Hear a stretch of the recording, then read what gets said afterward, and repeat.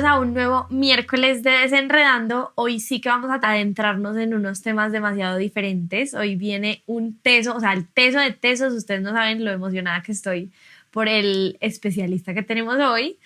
Hoy vamos a hablar, como lo pueden ver en el título, como de la creatividad y todos estos estigmas que hay alrededor de ser creativo o no ser creativo. El invitado de hoy es Nicolás Quintero. Él es cofundador y director del Taller del Sabueso, que es una consultora de innovación súper bacana. En redes ellos comparten como muchos tips en cuanto a mercadeo, en cuanto a propuestas de negocio, o sea, definitivamente búsquenlos porque son muy tesos. Él es comunicador y diseñador de negocios, entonces ahorita que estábamos conversando antes de empezar a grabar, dijo, hay gente que diseña carros, hay gente que diseña muebles y él diseña negocios, entonces esa es su especialidad. Bienvenido, Nicolás, qué emoción que estás aquí. Hola Susi, ¿cómo estás? No, pues muchísimas gracias a ti por la invitación, más bien súper chévere, ojalá tengamos una buena conversación. Estoy segurísima de que sí. Entonces, bueno, les cuento. Quiero como empezar como por la parte más importante, porque si queremos entender qué tipos de creatividad hay, cómo se estimula, cómo puedo empezar a ser un poco más creativo, primero tenemos que cambiar la manera en cómo percibimos la creatividad. Y muchas veces se nos dice que así como el cerebro tenemos una parte como creativa y otra completamente racional y solemos creer que hay personas que se ubican en un lado y hay personas que se ubican en el otro. Yo, por ejemplo, desde que soy muy pequeña me va súper bien como en el tema de las humanidades, en el colegio eran las materias que mejor me iba, entonces como que desde muy pequeña yo entendí que yo no era creativa y que yo no era como esa persona que los cuadros le salían increíbles, que tenía las mejores ideas, que siempre marcaba la pauta con ideas súper guau. Entonces como que entendí, acepté que yo no era una persona creativa y ahora con todo el proceso del podcast me doy cuenta que soy súper creativa, que encuentro soluciones súper diferentes, que me invento cosas que a la gente le gustan y que a mí también me gustan. Entonces, háblame por favor, Nicolás, de todo este estigma y toda esta idea que hay alrededor de ser creativo. Bueno, ese es un tema bien complejo y bien amplio, digamos que es un gran discurso, ¿no? Es como, no, los creativos son los que estudian diseño, los creativos son los artistas, los creativos son los músicos, y de primerazo yo siempre le digo a la gente como empiecen a pensar en los grandes cambios que han sucedido en el mundo a través de productos o servicios y miremos realmente cuántas de esas personas que se inventaron esas cosas estudiaron diseño, aparte que no existe una carrera que se llame creatividad, gracias, menos mal, estudiaron arte o algo así, o sea, la mayor parte de inventos que han cambiado el mundo han sido ingenieros, han sido hasta granjeros, han sido personas que no tienen nada que ver con lo que hoy en día como que llamamos comúnmente el mundo de los creativos. Yo en cambio creo que la creatividad está muy relacionada es con ser curiosos, o sea, realmente para mí esa es la base de todo. Que tú puedes ser curioso en cualquier ámbito, o sea, tu creatividad puede estar dada en la cocina, puede estar dada en la ingeniería, puede estar dada en la matemática, puede estar dada en absolutamente cualquier cosa y esa curiosidad es la que normalmente va a desembocar en una exploración y la exploración lleva al mundo creativo, si lo queremos ver de alguna forma. Cuando digo mundo creativo es a proponer cosas, a perder el miedo a proponer cosas. Eso sí, yo creo que también se ha un poquito como contaminado el término en el sentido que hoy en día decimos muchísimo creatividad y decimos muchísimo innovación y como que es un poco confuso porque uno dice, bueno, ¿qué es creatividad y qué es innovación y cuándo pasamos de la una a la otra? Y eso es un tema bien interesante, o sea, yo soy como muy partícipe o partidario de una definición que dan como de una diferencia específica que dan entre creatividad e innovación, es que la innovación es creatividad aplicada, ¿sí? La innovación es creatividad cuando ya un cliente decide aceptarla y usarla, ¿sí? Es como, yo me puedo inventar la mejor cosa del mundo, entonces soy creativo, pero si nadie la está usando, no es innovación, es simplemente un gran invento. Wow. Entonces yo me voy mucho por ese lado.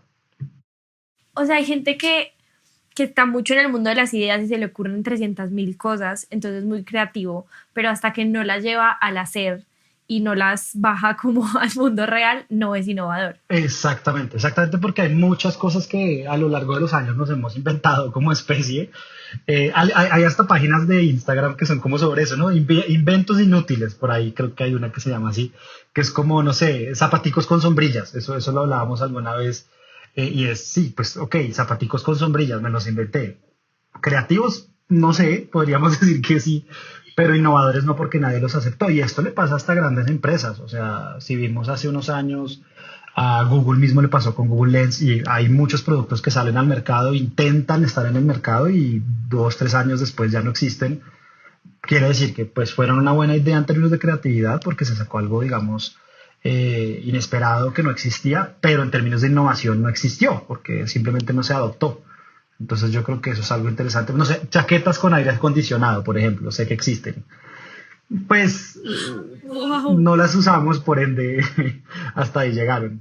El hecho de que no las usemos, como por ejemplo los dos productos que mencionaste, tiene que ver con que durante el desarrollo no se hizo mucho estudio de mercado o tiene que ver con qué.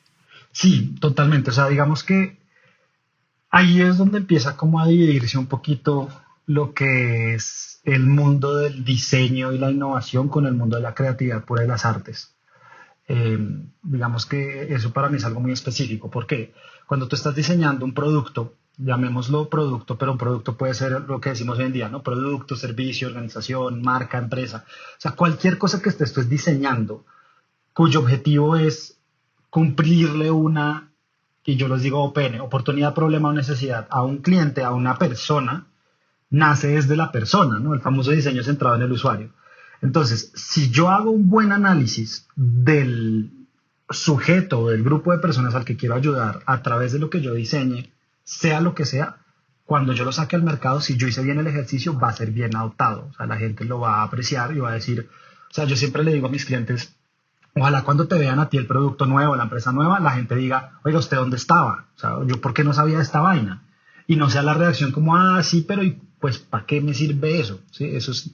Entonces yo sí creo que la diferencia ahí es un proceso rígido y estructurado de diseño y no pensarlo solamente como si fuéramos casi que artistas, que a veces está, digamos, esa diferenciación en donde obviamente hay una libertad diferente. Hace poco hablaba con un ilustrador mexicano que se llama Odín Monero, es un genio. Tuve la oportunidad de verlo hace poco y él me decía, no, mira, es que la diferencia entre un ilustrador y un artista es que el artista tiene un estilo propio y está creando experiencias estéticas, es arte. Yo como ilustrador tengo que tener, ¿cuántos estilos tengo que tener yo como ilustrador? Infinitos, porque es que mis clientes todos pueden ser diferentes. El mensaje que voy a dar es diferente, la audiencia es diferente, el producto es diferente, el medio es diferente. Entonces, él me decía, cuando tú ves el portafolio de un buen ilustrador, debería verse ese dinamismo dependiendo del cliente. Si yo veo el portafolio de un ilustrador que trabaja para marcas y que trabaja para un público comercial y es todo igual, en realidad eso es un punto débil. O sea, que uno puede decir, ay, sí tiene su estilo propio, claro, pero es que los clientes y las personas varían. Entonces, eso me parece que es un ejemplo interesante. Qué bacano, qué loco. Me gusta mucho porque este es un tema como súper ajeno a mí. O sea, hay muchos episodios que son súper de desarrollo personal y todo. Entonces yo obviamente desde mi profesión pues conozco muchas cosas, pero aquí me siento turista y me encanta.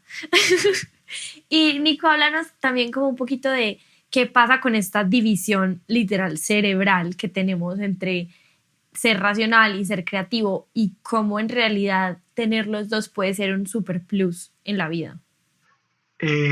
Pues esa pregunta, Lita, ahí, tú eres la experta, pero bueno, no mentiras, desde mi punto de Pues vista. no tanto desde el cerebro, sino como desde Sí, sí, te mezclar entiendo. estos dos. Yo, pues bueno, yo me considero, es curioso, porque yo me autoconsidero, valga la grande redundancia, una persona bastante racional, pero efectivamente mucha gente me dice, ¿eso crees? ¿No? ¿Eso crees? ¿Sí? Eso quieres decir. Eh, y yo creo que realmente lo que uno tiene que buscar es un buen equilibrio entre las dos cosas en absolutamente todo lo que uno haga en la vida. O sea, tanto en tu vida personal como en tu parte, digamos, familiar, como en tu trabajo, como en tu profesión. Hay muchos temas que hasta en las matemáticas, alguna vez tuve un profesor en el colegio que nos decía hay ciertas cosas que salen por olfato en matemáticas, ¿sí?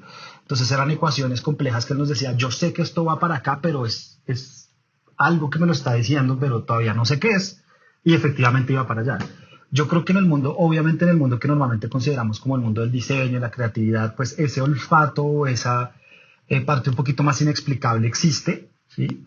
Sin embargo, el intento de, o sea, en el momento en el que uno como ser humano, y ahí es donde entra mi parte racional, intenta entender y aplicar algo, pues le está metiendo un pensamiento racional por detrás. O sea, cuando yo estoy trabajando, si estoy analizando, por ejemplo, colores y empiezo a pensar en Gestalt o en psicología del color, por ejemplo, pues automáticamente estoy racionalizando un concepto que normalmente uno diría que no lo es, ¿sí?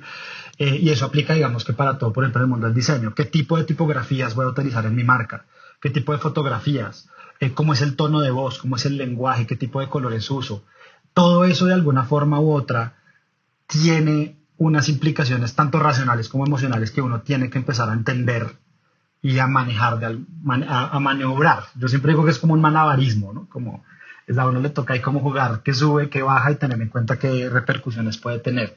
Entonces yo siento que entonces en estos procesos creativos hoy en día sí debe haber un componente racional muy fuerte. O sea, para mí no puede haber nada que sea porque sí. A eso es a lo que yo quiero llegar. O sea, cualquier decisión que tomemos en nuestro trabajo como diseñadores tiene que tener un porqué. O sea, no puede ser, no, es que el morado es no, porque es que me parece bonito el morado, ¿no te parece bonito? No, es que eso no tiene ninguna validez en ningún lado, sino, no, mira, lo que pasa es que le estamos hablando a este tipo de público, queremos transmitir estos sentimientos, estas ideas, estas cosas, ha habido estos estudios que dicen esto, en nuestra cultura este color simboliza algo, porque eso también es importante, ¿no? Hay una parte, como el cuento, digamos, personal, social y casi que sociológica o antropológica, si quisiéramos, y es culturalmente un color puede ser algo acá en Colombia y algo completamente diferente en Argentina o si entramos a Europa y demás.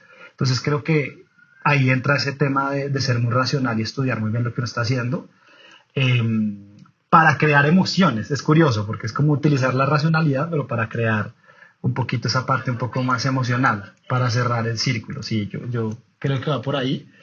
Pero como te decía, yo sí siento que el mundo de la creatividad y la innovación debe tener al menos una base racional al principio y luego empezar a soltarse. Claro, porque como que hablamos de alguien creativo y mi mente se va instantáneamente como a escultores, pintores, o sea, Picasso, como que muchas cosas que son como de hacer, literal, de artes. Y hay una cosa muy fuerte que es que de pronto ya en este momento no tanto, pero sí como hace algunos años, y es que la gente que es creativa se relaciona con que son artistas. Y desde que uno es muy chiquitito, entonces si le fluye la creatividad, entonces, ay, no, él va a estudiar diseño, él va a estudiar pintura, él va a estudiar música, él va a estudiar X, Y, lo que sea, de artes. Y con esas profesiones viene un estigma muy fuerte de es que se mueren de hambre, es que los artistas, es que los creativos. Entonces, socialmente la creatividad está súper castigada, como de, pues te va a ir mejor si eres bueno en matemáticas, en química, en algo racional. Sí, sí, ese es un tema bien chévere. Es que yo creo que efectivamente hubo como un punto de quiebre como en la percepción que tenemos sobre la creatividad y sobre el arte y también sobre la racionalidad. No sé, digamos que hasta las vanguardias, no sé, o sea, ahí entre la Primera y la Segunda Guerra Mundial y hasta de pronto después, ya cuando se empiezo, ahí es donde el arte hace ese quiebre de el arte no es técnica, ¿no? Porque si nos vamos hacia atrás, desde el romanticismo para atrás, todo lo que tenía que ver con arte tenía que ver con técnica, ¿sí? Tenía que ver con, oiga, para yo poder hacer esta escultura, para yo hacer este afresco, para hacer este dibujo, para hacer lo que sea, tengo que tener un conocimiento técnico fuertísimo y una práctica y una dedicación enorme. Ya cuando eso se quiebra con las vanguardias es cuando empezamos a decir, no, el arte no tiene nada que ver con eso porque pues yo puedo simplemente decir, este orinal Duchamp es arte. ¿Y por qué? Porque lo digo y porque sí. Tanto que hace unos días hubo un artista que un museo demandó a un artista porque el lienzo que entregó la obra se llama como Give Me All Your Money, una cosa así, y es un lienzo blanco. O sea, el man compró un lienzo blanco y lo colgó en el museo. Entonces ya estamos llegando a ese punto en donde el arte es tan abstracta y tan difícil de definir que ahí la parte técnica pues se sale totalmente de contexto, pero por ese lado creo que pues ese punto de quiebre fue muy fuerte, totalmente. En cuanto a eso, yo honestamente, ¿qué siento? Yo creo que vuelve y juega la misconception, la errada concepción que tenemos de, de la creatividad a partir de muchas cosas que pasaron desde el 68 y bla, bla, bla, y es, para mí la creatividad es una herramienta, no es un fin.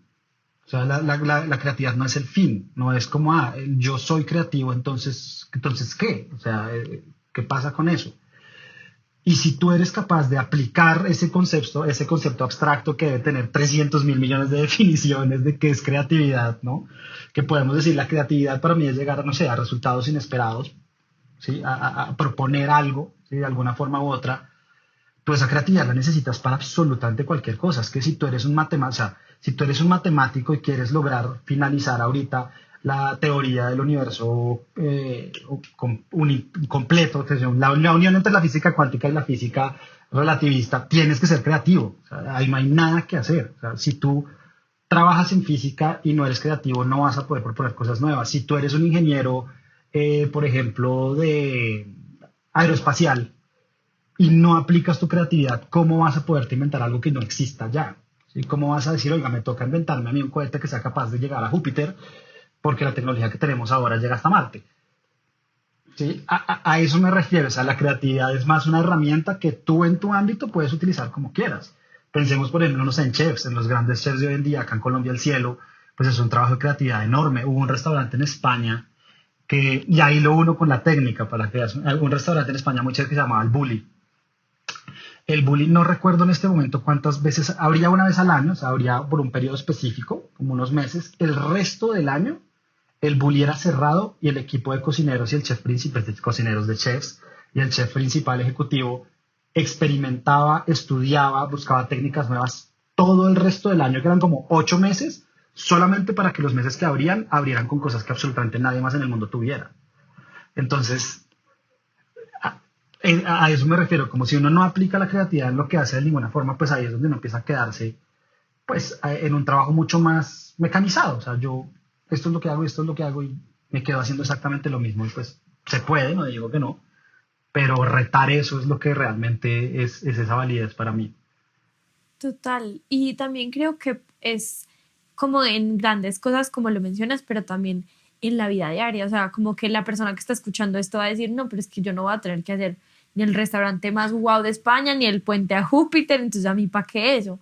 Y en realidad es que, o sea, la creatividad se puede ver hasta cómo resuelves tus problemas, cómo negocias con tu pareja, las ideas que se te ocurren para montar en Instagram, o sea, como cosas muy básicas que no tienes que ser ni llegar a ser el puente en Júpiter como para decir, ok, yo le veo como una ramita diferente a todo esto que está pasando. Totalmente, totalmente, ahí estoy totalmente de acuerdo contigo y es precisamente tratar de proponer y de llegar a resultados que van más allá de lo obvio, si uno quisiera decirlo pues en formas muy, muy simples, ¿no? Es saber conectar lo que uno tiene en ese contexto y lo que uno tiene de frente, lo que tú dices, sea en mi casa, sea en mi cuarto, sea en mi trabajo, conectar esos inputs que tengo y lograr desarrollar algo a partir de eso. Eso es lo que normalmente llamamos creatividad, si quisiéramos decirlo. En términos de diseño, ojo, si estuvieras hablando con un artista, probablemente me estará odiando, pero en términos de diseño es eso, o sea, es recibir una información, que esa información te puede llegar a ti por los ojos, escucharla, leerla, estudiarla, verla en televisión, lo que sea, es escuchar unos diferentes factores. Siempre estamos bombardeados, hoy en día sí que estamos bombardeados de cosas por todos lados, y es recibir eso y de alguna forma u otra crear a partir de eso. Yo siento que va por ahí. Fíjate que igual lo que decíamos del arte antes. O sea, si queremos entrar en creatividad súper abstracta en términos de experiencia estética y artística, es eso, sí se podría decir que es arte y que es creativo que yo le haya puesto un nombre de una obra de dame todo tu dinero y te traigo un lienzo en blanco, pues hay un concepto por detrás súper fuerte y una crítica enorme a muchas cosas. O sea que esa lectura y esa crítica va por ahí, exacto. O sea, ahí es donde uno dice, no, pues no tiene la capacidad técnica que tenía Botticelli o Da Vinci, pero el concepto está atrás, o sea, el concepto está ahí.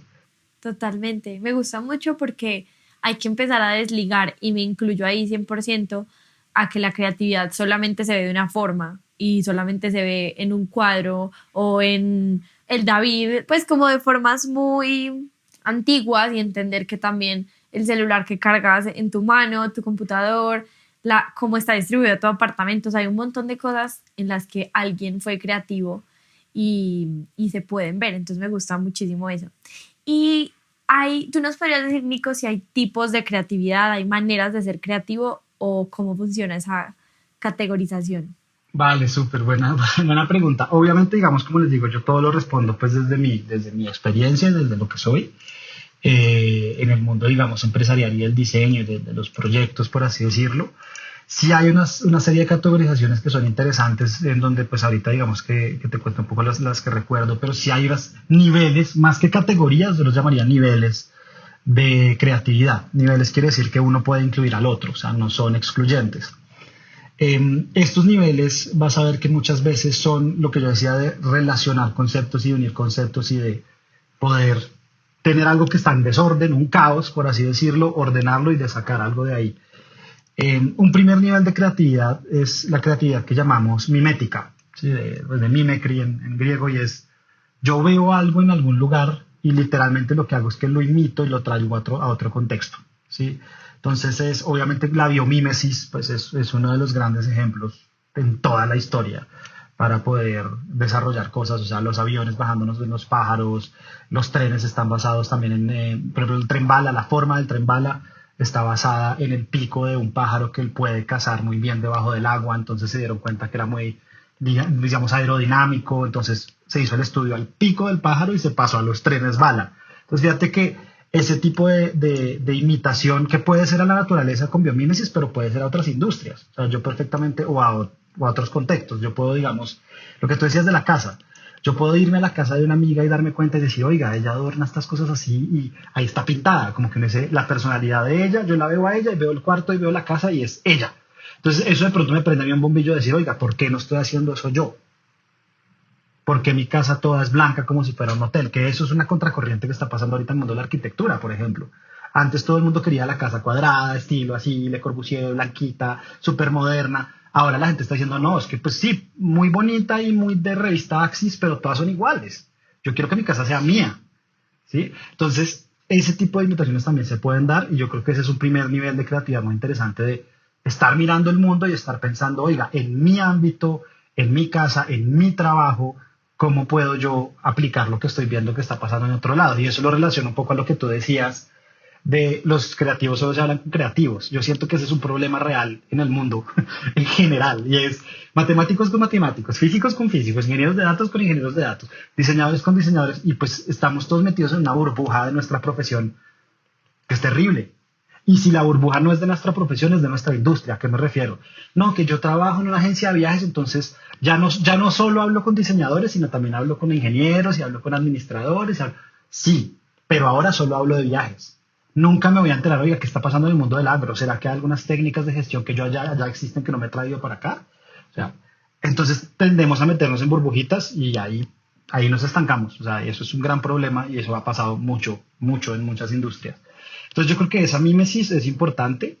Hay otra que es una cuestión más asociativa, que es ya tratar, esa sería el segundo nivel de creatividad, y es ya entender, digamos, conceptos que son un poquito más lejanos y me los traigo a mí. Entonces, digamos, oigas, en algún momento lo veíamos, como si existen productos que son efervescentes en el mundo de la medicina, el famoso Alka-Seltzer, porque yo no me puedo inventar una mascarilla para la piel que funcione igual, o un jabón que funcione igual, o que la crema de dientes funcione igual, o no sé, que el serum para la cara funcione igual. Entonces es traer conceptos que ya existen por un lado y mirar cómo los aplico. Fíjense que eso igual está incluido en la mímesis, no es que sea un nivel aparte, no es que sea una categoría aparte. Otro tipo de creatividad, digamos, para pasar ahora que sea un poquito más fuerte la diferencia y que se usa hoy en día muchísimo, es la creatividad narrativa, ¿sí? La creatividad narrativa en ese caso es una palabrota que hoy decimos por todos lados y nadie sabe qué significa, es el famoso storytelling. Sí, y voy a tratar de decirla solo esta vez y ya porque no me gusta mucho por eso. Y en realidad eso también pasa con innovación, eso es en todo el mundo, innovación y storytelling, y no se sabe qué es eso. Pero es esa capacidad de crear una conexión emocional con tu audiencia, que tu audiencia puede ser tú mismo, tu audiencia puede ser tu familia, puede ser un grupo de usuarios externos, pero esa capacidad de crear conexiones emocionales está basada en una narrativa. Entonces, ese es el famoso storytelling, es cómo creo una conexión emocional con un grupo de personas a través de una historia. Y, obviamente, en el caso que yo trabaje en una empresa, pues basándome en un producto, lo que sea. Entonces, esa creatividad narrativa, si uno lo piensa hoy en día, es la base, casi que la piedra angular de la mayor parte de los procesos de branding en el mundo.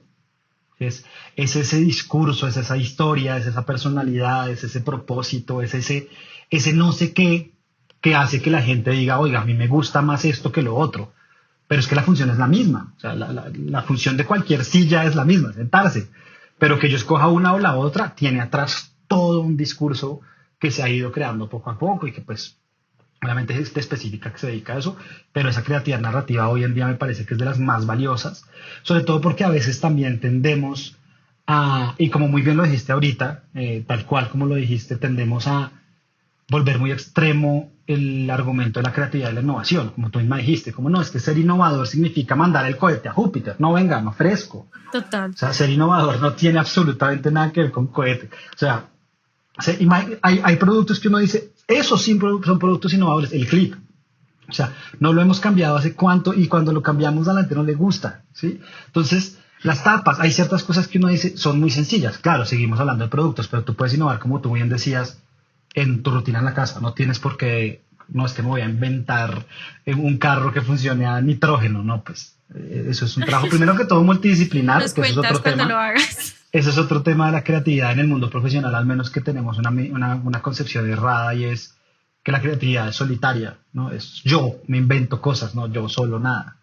Eso, sobre todo cuando hablamos de temas más complejos, ahí sí entra el trabajo en equipo, pero esa creatividad narrativa, volviendo al tema, es una de las más importantes y es muchas veces una de las más simples en términos de esfuerzo. O sea, no me toca mandar el cohete a Júpiter, me toca es saber conectar con la gente de una forma diferente a través de un discurso que quiera dar. O sea, yo creo que eso... Me encanta porque hace algún tiempo yo tuve una invitada aquí que es una tesa en storytelling y la traje a que nos desenredara literal, que era eso con que se come, realmente eso que es. Y ella tiene como un blog y bueno, yo vi un video que ella había montado. Por favor, búsquenlo en YouTube, se los voy a dejar en las redes porque es demasiado bueno. Es un señor que quería vender el carro. Llevo todo este rato tratando de acordar de la marca y no me acuerdo. Pero era un carro como español, creo. Y el señor lo que hizo es que no posteó un video del carro normal diciendo se vende, sino que hizo un video como si el carro estuviera narrando. Entonces decía como estoy muy feliz de haber llegado con mis sueños hasta aquí, pero estoy listo para nuevas aventuras y claro que tengo algunos rasguños, pero es por las experiencias vividas. Es espectacular ese video, ahorita te lo mando, porque es increíble. Y el señor lo que hizo fue que hizo que el carro contara una historia y es el carro de esa marca, que no me podía acordar, que al final la misma empresa contactó a ese señor y ese carro se hicieron como una subasta y se vendió por millones de euros solamente porque el señor escribió una historia del carro. Es espectacular ese ejemplo.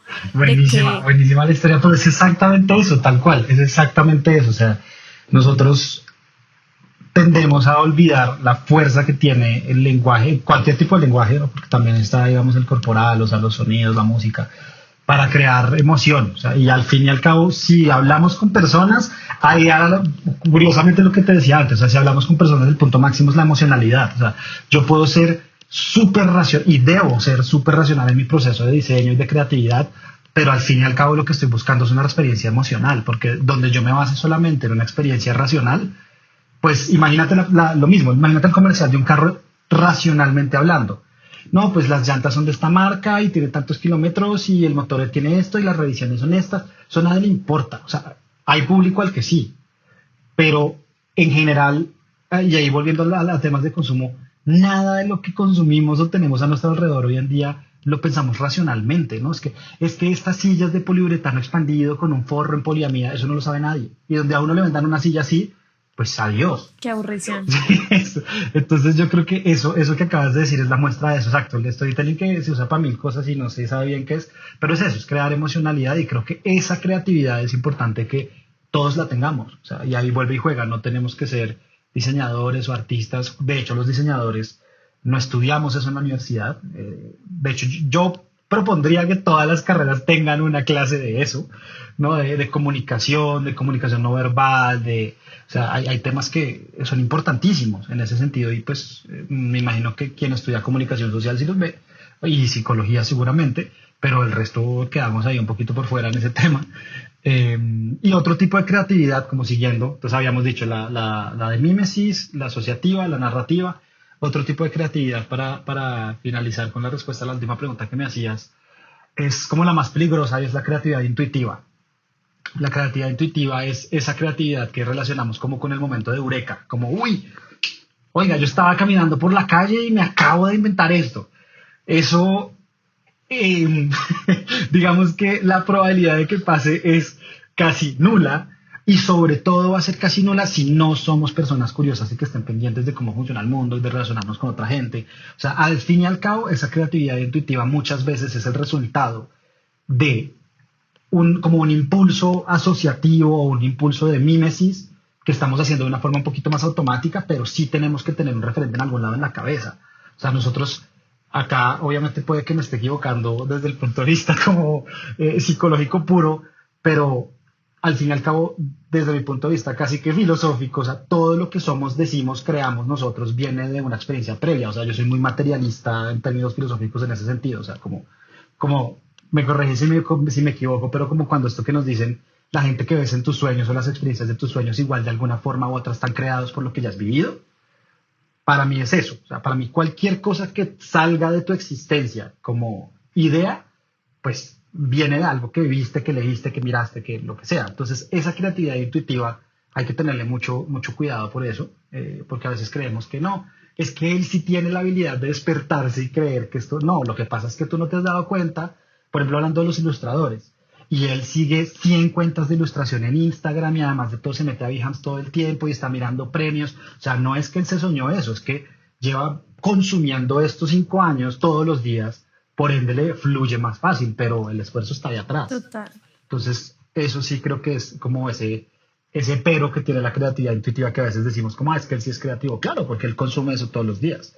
Si yo me pongo mañana a estudiar matemáticas por 3 años, pues seguramente en 3 años van a estar diciendo, uy, es que Nicolás sí es bueno en matemáticas. No soy bueno, o sea, lo practiqué y pude, que es diferente.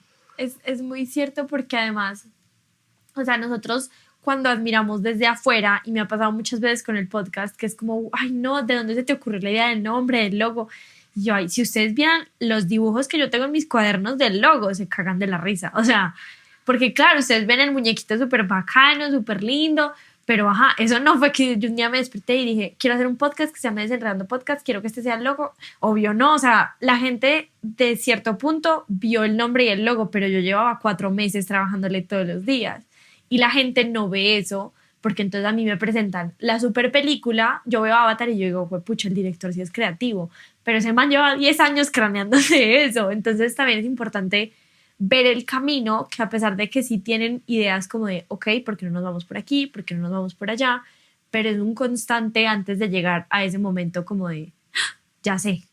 Totalmente, estoy totalmente de acuerdo, ese es el punto, que muchas veces, pues como siempre, miramos el resultado, pero no el esfuerzo de atrás, y eso es peligroso. Totalmente. ¿Y tú crees que, o sea, ya nos dijiste como que la creatividad se practica, pero crees que hay gente que nace como un poquito más creativa que otra y se refuerza o no? Bueno, no creo que uno nazca más creativo que otro, eso yo creo que no, en términos de el concepto que hemos dicho creatividad más o menos hasta ahora. De pronto sí puede haber ciertas áreas en donde una persona tenga más facilidades que otras. ¿A qué me refiero? Yo no niego que pueda haber personas que de alguna, no sé, llamémoslo genética o predisposición de algún modo, por ejemplo, tengan una facilidad con los números, tengan una facilidad para dibujar, por ejemplo, o tengan una facilidad para, no sé, leer y acordarse de todo, ¿sí? Memoria fotográfica. Eso sí siento que puede llegar a pasar, ¿sí? Pero sin embargo, ahí vuelvo al tema. El hecho de que tú tengas una facilidad para dibujar no te vuelve creativo. ¿Sí? Quiere decir que tienes una facilidad para dibujar, pero lo mismo con los números, lo mismo con cualquier cosa. El hecho de que ya empieces a aplicar eso, a entrenarte, a buscar esas conexiones, a desarrollar esa capacidad de alguna forma u otra, esa es la que te empieza a abrir ese mundo. O sea, yo en eso sí siento que la práctica, la dedicación y el estudio en ese sentido es mucho más pesado que lo que podríamos llamar un talento. Y digo, exacto, y repito, para mí el talento es en cosas específicas, más no en crear. O sea, no es como él está con predisposición genética a la creatividad, no, él sabe dibujar mejor.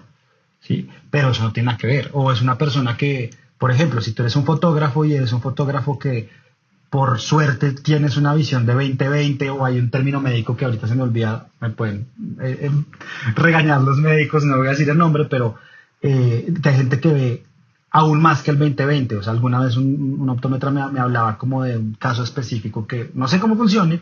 Entonces uno dice, pues claro, o sea, hasta de pronto pues ves muy bien y hay gente que no, y si yo no me Pues pongo... como la cámara de iPhone. Exacto. Y si yo no me pongo las gafas, pues no veo nada, entonces pues obvio.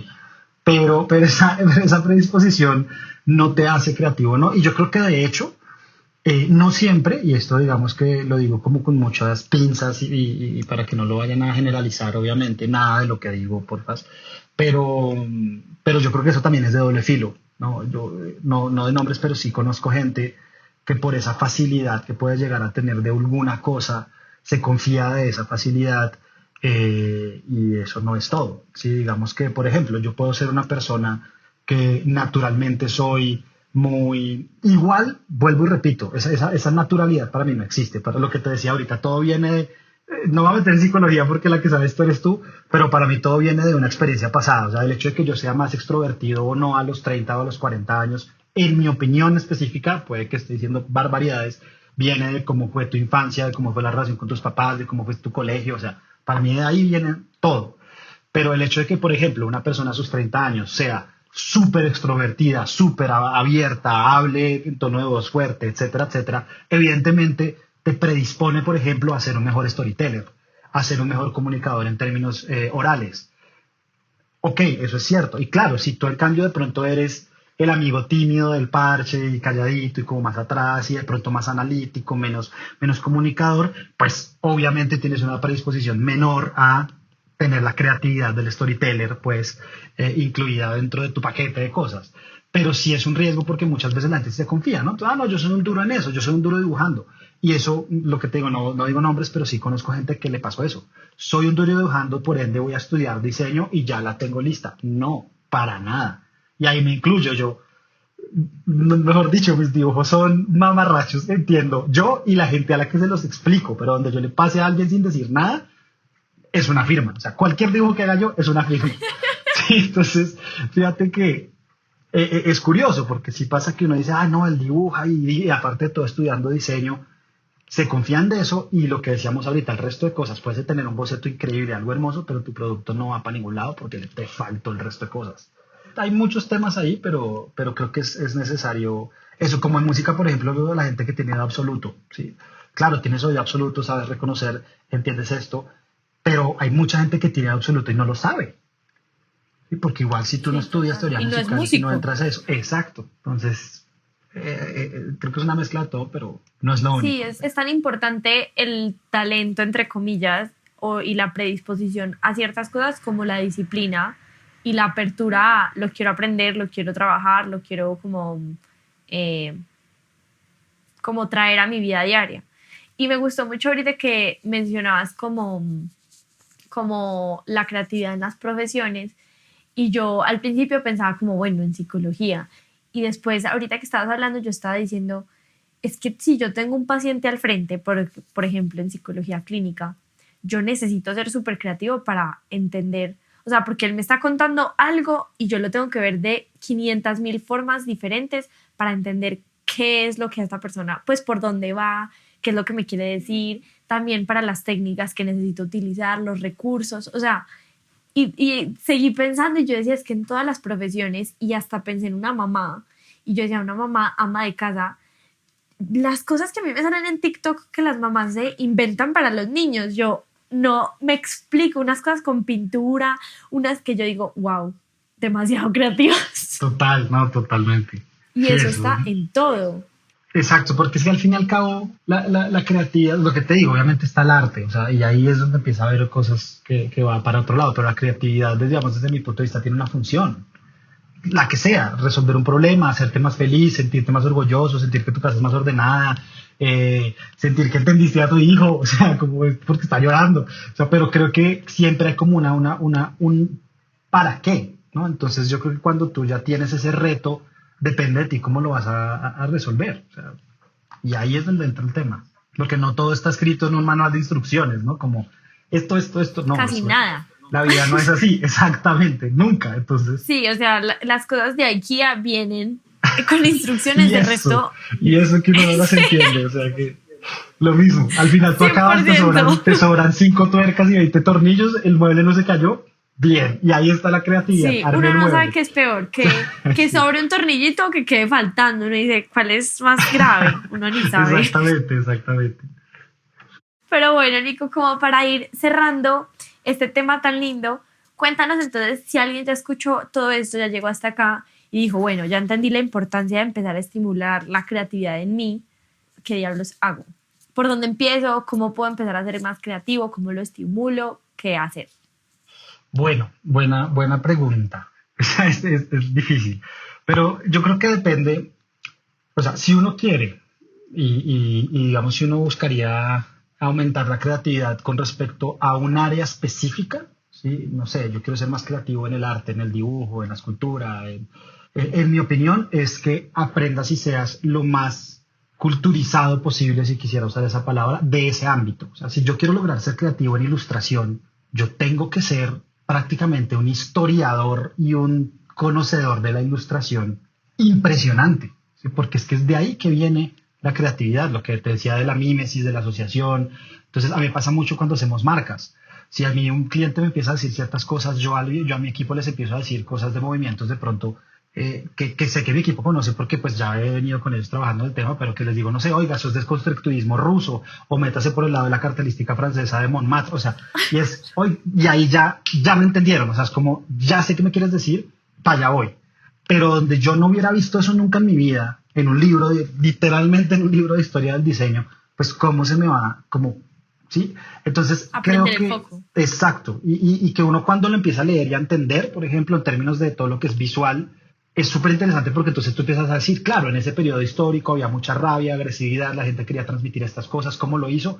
Con este tipo de arte, con este tipo de imágenes, con este tipo de fotografía, y ya uno lo trae a hoy en día y uno dice, oiga, es que al fin y al cabo seguimos siendo humanos, es que los que eran humanos en Egipto sí no son los mismos que nosotros, no es como que hayamos evolucionado en términos, quién sabe, no, somos la misma cosa, ¿sí? Hemos cambiado nuestro mundo material, pero pues somos lo mismo, ¿sí? Entonces, Acá adentro somos igualitos. exacto, entonces cuando uno empieza a ver esos lenguajes y esas cosas que han pasado en la historia y en otros ejemplos, abrir ese bagaje para mí es lo primordial. O sea, si quieres ser creativo en un tema, tienes que ser experto en ese tema. Entonces, en dibujo, Ok, en escultura, en diseño, en arquitectura, en números, en la casa, o sea, en todo, ¿sí? ¿Cómo me voy a, lo que yo te decía ahorita, o sea, cómo voy a poderme sentir más orgulloso de mi casa, de la sala de mi casa, si todas las cosas que veo son iguales? ¿Sí? Si solamente miro ejemplos de arquitectura moderna, cuadrada, blanca, pues así va a ser mi casa. Pero ya cuando yo digo, oiga, existe el brutalismo, oiga, existe el maximalismo, oiga, existe el minimalismo japonés, ya uno dice miércoles, es que había un montón de opciones que yo sabía que existían y de pronto empiezo a mezclar cosas. De pronto yo digo, oiga, de pronto ni siquiera lo estoy pensando, como, ay, voy a mezclar la estética de Álvaro Alto con la de no sé quién. No, pero uno sí dice, oiga, ¿qué pasa si yo pongo formas curvas en madera con ángulos rectos en concreto? Eso de pronto no lo ha pensado nadie, pero tú lo pensaste fue por eso. Entonces, para mí eso es importante. Y para dar la respuesta un poquito más amplia, y vas a ver que es exactamente lo mismo, y es si uno quiere practicar como la curiosidad en general, ¿no? Perdón, la creatividad en general, es ser curioso en general, ¿sí?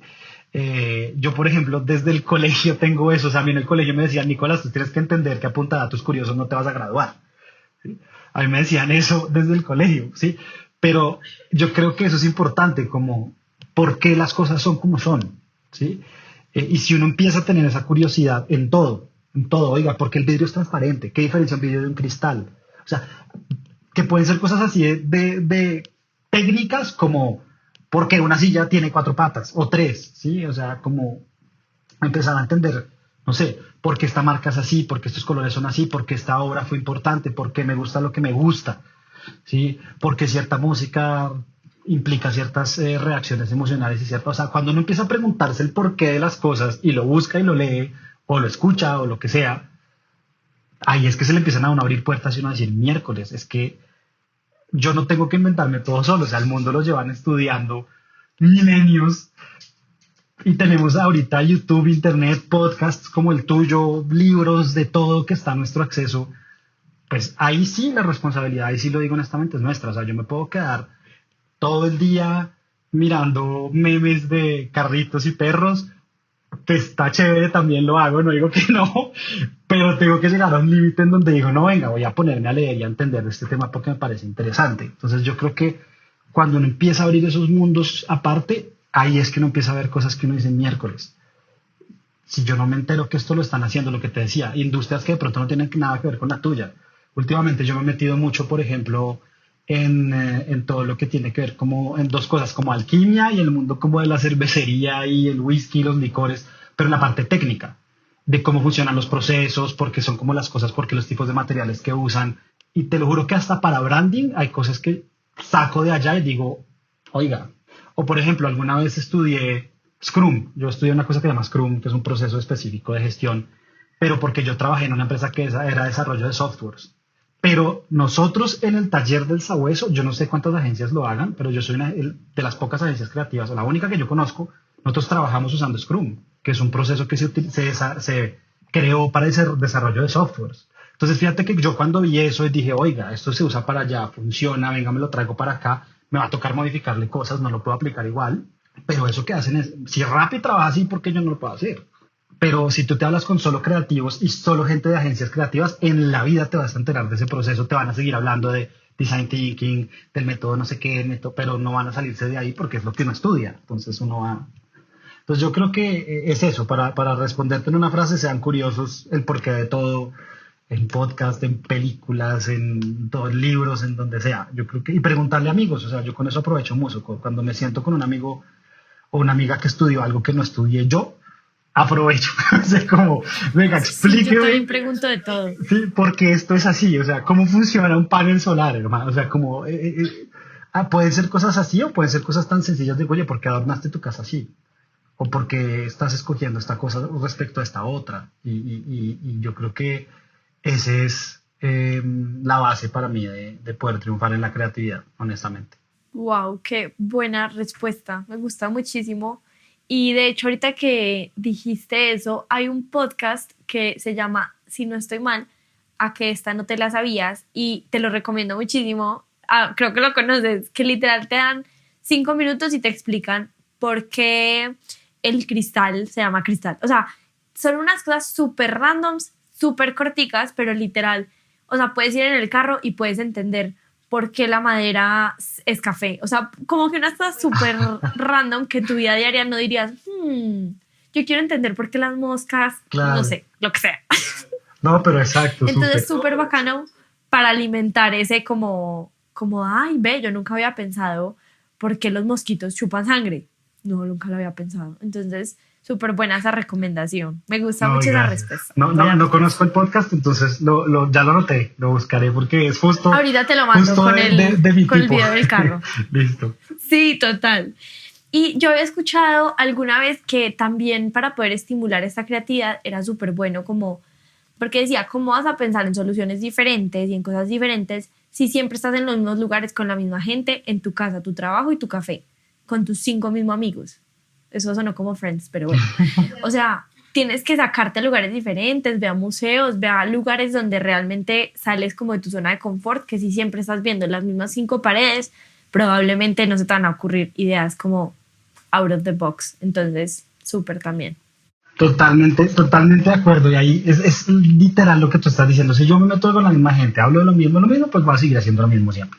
Y, por ejemplo, hay algo que me pasó hace poquito me invitaron a una, como speaker a una convención de wedding planners, a la convención más grande en Latinoamérica de wedding planner.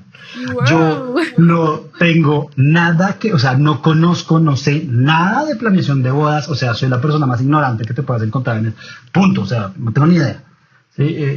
De hecho, he ido máximo que yo me acuerdo a unos 4 matrimonios, o sea, soy una persona que ha estado muy alejada de ese mundo por muchas razones, porque viví por fuera, bueno, el caso. Me invitaron pues a hablar de branding, a un tema que sí conozco, a hablar de branding de lujo. Fui, pero me preguntaron antes de ir, Nicolás, ¿tú quieres hablar y después devolverte? Y yo les dije, no, yo me quedo toda la convención. Yo quiero escuchar qué dice la otra gente. ¿Sí? Y exactamente lo que tú dices. Ahí hablé con un diseñador de vestidos de novia, con un historiador, pero de vestidos de novia.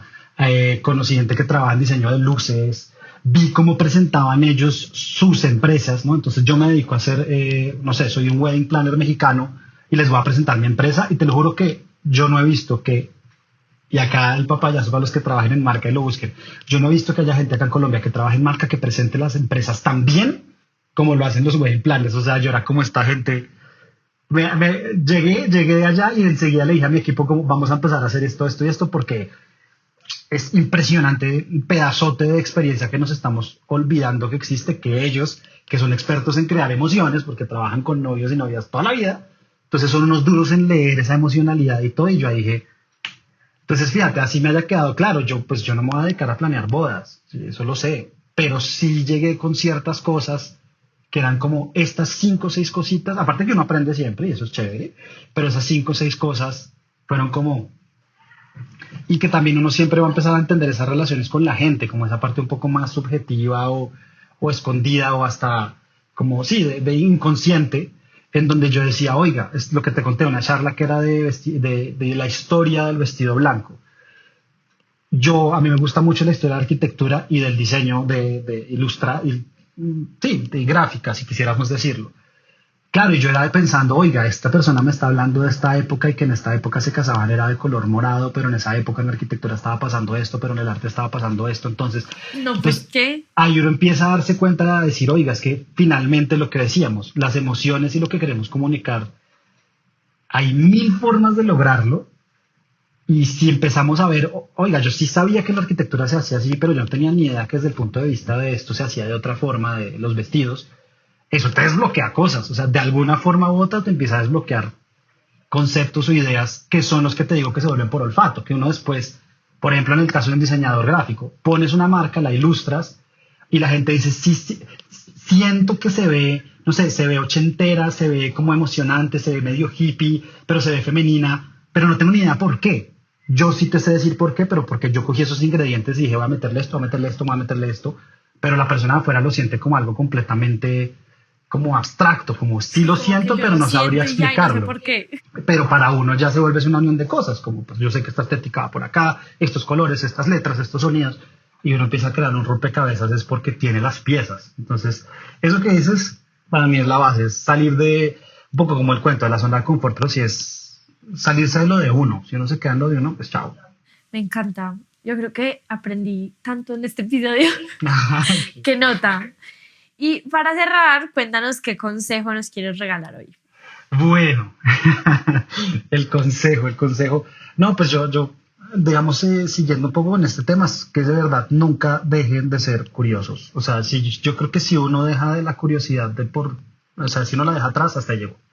En cualquier cosa, o sea, y sobre todo si hablamos como en la vida profesional y de hecho también en la personal. O sea, si uno deja la curiosidad de lado y se acostumbra, y se queda ahí como en su rutinita y en su cosa y además tarde o temprano o te mega aburres o te quedas atrás, porque ese es el tema. O sea, yo puedo ser un duro, por ejemplo, en mi trabajo, en lo que hago ahorita, hoy en el 2023, pero si yo dejo de lado esa curiosidad, ese amor por experimentar, ese amor por leer de otras cosas, pues en el 2030 el que sí lo hizo es el que van a decir, ese es creativo, ese es innovador, pero no, simplemente él siguió siendo curioso.